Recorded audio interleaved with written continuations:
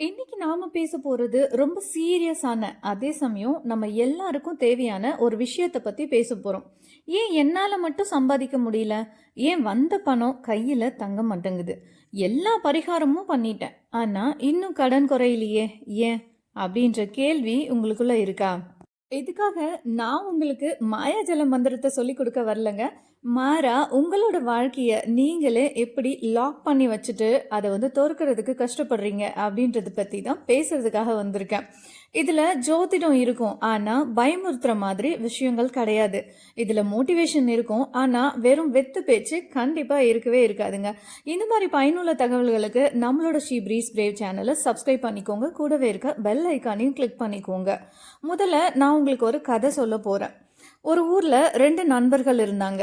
இந்த ரெண்டு நண்பர்களும் ஒரு நாள் அவங்களோட வேலைக்காக கிளம்புனாங்க. அன்னைக்கான வருமானத்துக்காக தேடிட்டு அவங்க வேலைக்காக வெளியில் கிளம்புறாங்க. அப்படி அவங்க கிளம்பும்போது அவங்க முன்னாடி ஒரு ஜோதிடர் வந்து வராரு.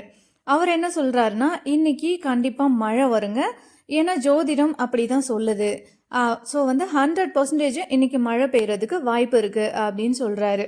அதனால் மேக்சிமம் உங்களோட வேலை வந்து தடைப்படும் அப்படின்னு சொல்லிட்டு அவர் அங்கேருந்து நகர்றாரு.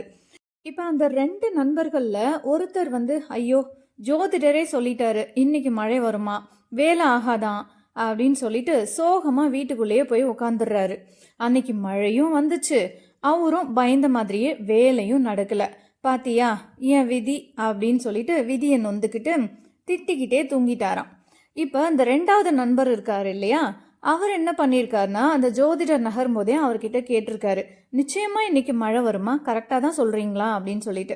அதுக்கு அந்த ஜோதிடரும் நிச்சயமா 100% இன்னைக்கு மழை வர வாய்ப்பு இருக்குங்க அப்படின்னு சொல்லிட்டு கிளம்பிட்டு இருக்காரு. அதுக்கு இந்த ரெண்டாவது நண்பரும், சரிங்க ஐயா, நீங்கள் கரெக்டாக கணிச்சு சொன்னதுக்கு ரொம்ப நன்றின்னு சொல்லிட்டு ஒரு குடையையும் ஒரு ரெயின் கோட்டையும் எடுத்துக்கிட்டு கிளம்பிட்டாரு. மழையும் வந்துச்சு, ஆனால் அவர் அன்னைக்கு நனையல. நனையாம போயிட்டு தன்னோட வேலை எல்லாத்தையும் முடிச்சுட்டு அன்னைக்கான வருமானத்தையும் அவர் சம்பாதிச்சுட்டு வந்துட்டாரு. இப்போ இதுல இருந்து நாம தெரிஞ்சுக்கிற விஷயம் என்ன தெரியுமா? மழை வர்றது அப்படின்னு சொன்னது ஜோதிடமாவே இருக்கட்டும், ஆனா மழை வந்தாலும் அது நம்ம வீட்டுக்குள்ள முடங்கி கிடக்க போறோமா, இல்ல கொடை எடுத்துக்கிட்டு கிளம்பி போயிட்டு நம்மளோட வேலையை முடிக்க போறோமா அப்படின்றது தான் இங்க நம்மளோட தெளிவான முடிவா வந்து இருக்கணும். ஒரு நண்பர் என்ன பண்ணாரு, மழை வரும்னு சொல்லிட்டு அவர் வீட்டிலே இருந்து அவரோட வேலையை கெடுத்துக்கிட்டாரு. அன்னைக்கான வருமானம் அவருக்கு தடைப்பட்டு போச்சு. இன்னொரு நண்பர், சரி அதுக்கு வந்து ப்ரிகாஷனா நம்ம வந்து ரெயின் கோட் எடுத்துப்போம், கொடை எடுத்துப்போம்னு சொல்லி எடுத்துட்டு போயிட்டு நனையாம, மழையும் வந்துச்சு ஆனா அதுல நனையாம அவரோட வேலையும் செஞ்சு முடிச்சு அதுக்கான வருமானத்தையும் அவரு கொண்டு வந்துட்டாரு. இப்போ இதுல இருந்து ஜோதிடத்தை நாம எப்படி பார்க்கணும் அப்படின்ற தெளிவு உங்களுக்கு கிடைச்சிருக்கும்.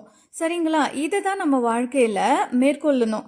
நிறைய பேர் சொல்லுவாங்க, உங்களுக்கு இப்போ நல்ல நேரம் இருக்கு, பணம் கொட்டு கொட்டுன்னு கொட்டும் அப்படின்னு. நம்ம வீட்டிலே உட்காந்துட்டு இருந்தா பணம் வந்து கொட்டுங்களா? சொல்லுங்க பார்ப்போம்.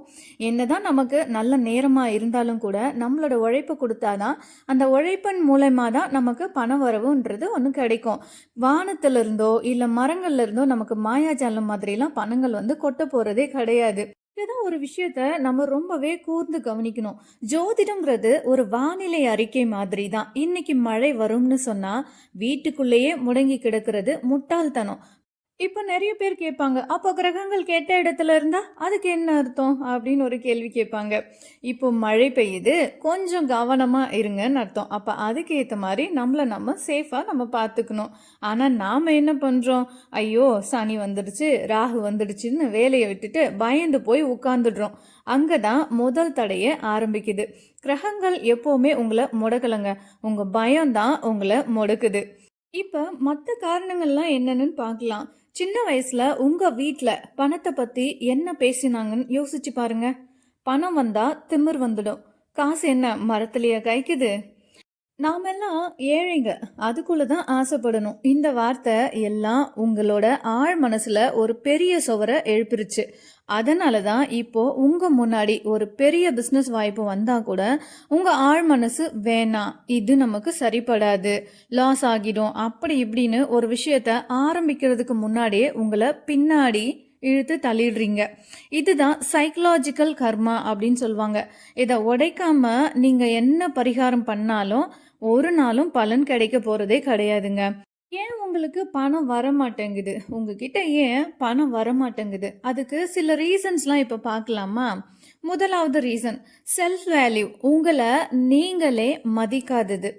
உங்க மேல உங்களுக்கு நம்பிக்கை இல்லன்னா, பிரபஞ்சம் உங்களுக்கு எப்படி தரும்? யோசிச்சு பாருங்க. ஒரு கடைக்கு போறீங்க. அங்க ஒரு பொருள் விலை அதிகமா இருந்தா, அத மதிச்சு பார்க்குறீங்க இல்லையா? அதே மாதிரி தான் நீங்களும். நான் இதுக்கு ஒர்த் இல்ல அப்படின்னு நீங்க நெனச்சா, கம்மியான சம்பளம், மதிக்காத வேலை தான் உங்களுக்கு கிடைக்கும். 2வது தெளிவான இலக்கு இல்லாம ஓடுறது.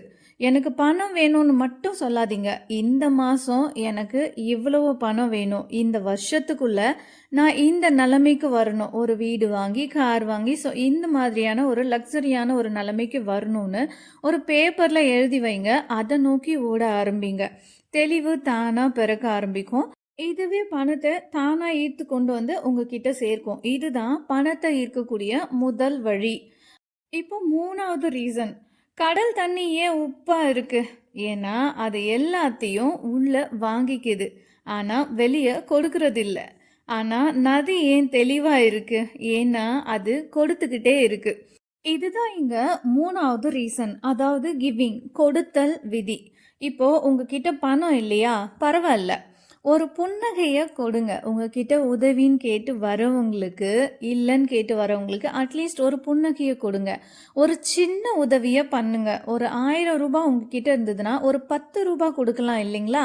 உங்ககிட்ட இருக்கிற எனர்ஜிய கொடுத்தா தான் புது எனர்ஜி உள்ள வரும். நீங்க சம்பாதிக்கிறீங்க, சாப்பிடுறீங்க, திரும்பவும் எந்திரிச்சு வேலைக்கு போறீங்க, வீட்டு வேலைய பார்க்குறீங்க. இப்படியே தான் உங்களோட ரொட்டீன் வந்து இருந்துட்டே இருக்கும்.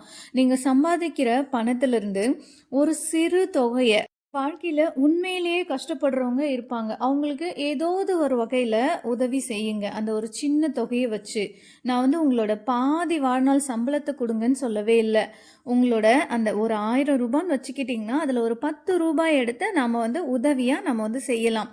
இந்த பிரபஞ்சமே பார்த்தீங்கன்னா, இந்த கொடுக்கல் விதியில தான் வந்து செயல்படும். நாம ஒண்ணு கேட்கும்போது, அத நமக்கு குடுக்கும் இல்லையா? ஸோ அதே மாதிரி தான். அதுக்கு நம்ம திரும்ப நன்றி சொல்ல சொல்ல தான் இந்த பிரபஞ்சம் நமக்கு வேணுன்றத திருப்பி குடுத்துட்டே இருக்கும். அதே மாதிரி தான் கடவுள் வந்து நமக்கு எல்லாமே வந்து குடுத்துருக்காரு. அதுலருந்து ஒரு சிறு பகுதிய சின்ன சின்ன உயிரினங்களுக்கு, இல்லாட்டி நிஜமாவே வாழ்க்கையில கஷ்டப்படுறவங்களுக்கு உதவி செய்றதுக்காக அத வந்து பயன்படுத்துங்க. இப்படி செய்யும்போது, இந்த பிரபஞ்சமே உங்களுக்கான அந்த பணத்த வந்து சம்பாதிக்கிறதுக்கான ஒரு வழிய காட்டும். பணத்தை ஈர்த்து கொண்டு வந்து உங்ககிட்ட சேர்க்கும். 4வது ரீசன் ஓவரா திங்கிங் பண்றது.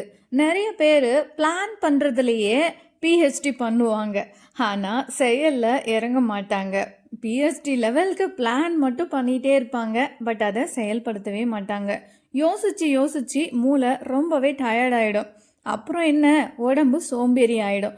இதுக்கப்புறம் எங்கேருந்து பணம் சம்பாதிக்கிறது சொல்லுங்க.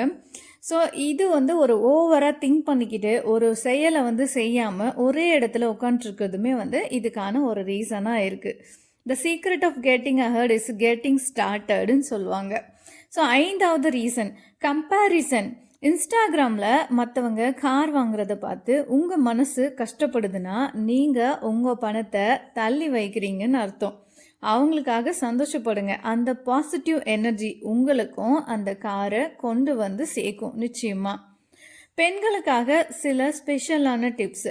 பெண்கள் வீட்டின் கண்கள் அப்படின்னு சொல்லுவாங்க. நீங்க எப்போ எனக்கு இது போதும், என் குடும்பத்துக்கு மட்டும் இருந்தா போதும்னு உங்களை சுருக்கிக்கிறீங்களோ அப்பவே அந்த வீட்டோட பொருளாதார வளர்ச்சி நின்றுடும்.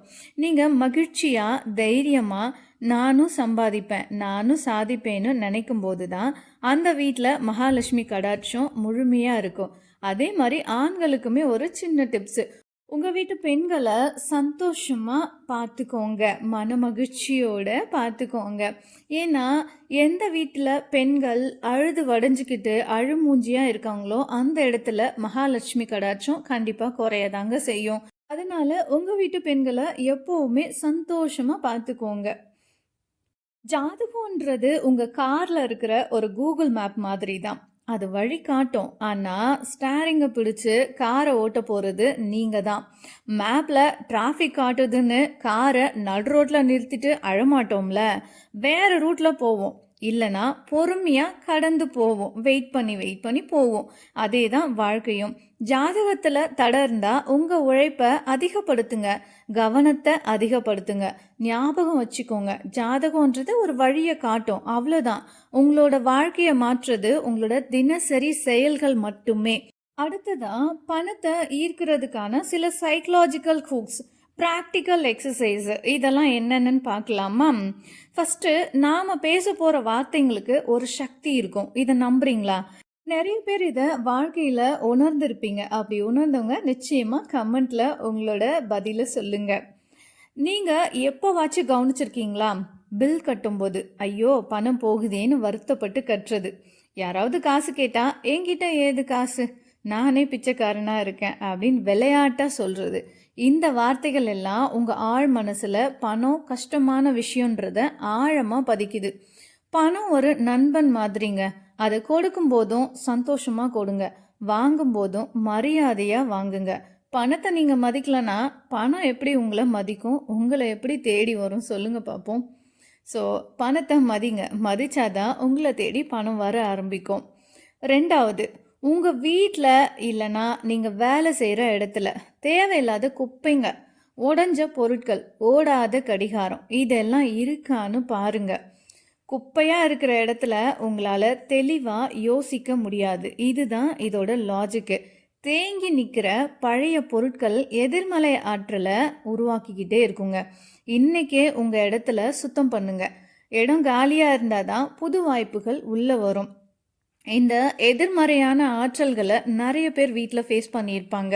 ஸோ நீங்கள்லாம் இமீடியட்டாக உங்கள் வீட்டை க்ளீன் பண்ணி பாருங்கள். என்னென்ன பொருட்கள்லாம் உடஞ்சிருக்கோ, இந்த உடஞ்சி போன, ரொம்ப துரு பிடிச்சி போன, நீண்ட நாட்கள் பயன்படுத்தாமல் ஒரே இடத்துல வச்சுருக்க பொருட்கள் எல்லாத்தையும் உங்கள் வீட்டிலேருந்து அதை எல்லாத்தையும் கொஞ்சம் வெளியேற்றம் பண்ணிவிடுங்க. இந்த மாதிரி செஞ்சு பாருங்கள். வீடுக்கே ஒரு புதுசாக ஒரு பாசிட்டிவான எனர்ஜி வந்து கிடைக்கும். இதுவே உங்களுக்கு ஒரு நல்ல வாய்ப்புகளையும் கொண்டு வந்து சேர்க்கும். புதிய புதிய வாய்ப்புகள்லாம் வரும்போது அது மூலயமா ஒரு வருமானமும் வரும். மனசு நிம்மதியாக இருக்கும்போது ஆட்டோமேட்டிக்காக நல்ல விஷயங்களையும் நம்ம யோசிக்க செய்வோம். ஸோ அதனால உடஞ்ச பொருட்கள், ரொம்ப நாள் பயன்படுத்தாத பொருட்கள், பழைய துணிமணிகள் ரொம்ப நாள் போட்டு வச்சுருப்பாங்க சிலரெல்லாம் மனமே வராமல். ஸோ அதை பயன்படுத்தவும் மாட்டாங்க, மற்றவங்களுக்கும் கொடுக்க மாட்டாங்க. ஸோ இந்த மாதிரி இருக்கிறதெல்லாம் கொஞ்சம் க்ளீன் பண்ணி பாருங்களேன். நிச்சயமாக உங்கள் வீட்டில் ஒரு பாசிட்டிவ் வைப்ரேஷன்ஸ் ஏற்படும். அதுக்கப்புறம் நிறைய நல்ல விஷயங்களும் நடக்க ஆரம்பிக்கும். சின்ன சின்ன சண்டைகள் இருந்தால் கூட அதெல்லாம் கூட சால்வ் ஆகுறத நீங்கள் நிச்சயமாக பார்ப்பீங்க. ஸோ சண்டைகள்லாம் சால்வ் ஆச்சுன்னா அடுத்து என்ன? வருமானத்தை நோக்கி தானே ஓடுவோம். ஸோ வந்து வருமானமும் நம்மளை தேடி வர ஆரம்பிக்கும். அடுத்தது, இது வந்து ஒரு நிமிஷம் ஒரு பயிற்சி. இப்போது இந்த வீடியோவை பார்த்துட்டு இருக்கிற நீங்கள் ஒரு சின்ன விஷயம் பண்ணுங்கள். கண்ணாடி முன்னாடி போய் நின்று உங்கள் கண்ணை நீங்களே பார்த்து, உனக்கு எல்லா செல்வமும் கிடைக்க தகுதி இருக்குது, நான் உன்னை நேசிக்கிறேன் அப்படின்னு உங்களை நீங்களே பார்த்து சொல்லிக்கோங்க. நிறைய பேருக்கு இதை சொல்லும்போது அழுக வரும், இல்லைன்னா தயக்கம் கூட வரும்.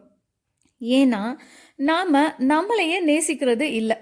நம்மளை நாமளே மதிக்கலைன்னா லக்ஷ்மி தேவி எப்படி நம்மக்கிட்ட வருவாங்க சொல்லுங்க பார்ப்போம். இந்த செல்ஃப் லவ் தான் பணத்தை ஈர்க்கிற காந்தம். அதனால் உங்களை நீங்கள் ஃபஸ்ட்டு செல்ஃபாக லவ் பண்ண ஆரம்பிங்க. அதுக்கப்புறம் ஆட்டோமேட்டிக்காக பணம்ன்றது உங்களை தேடி வர ஆரம்பிக்கும்.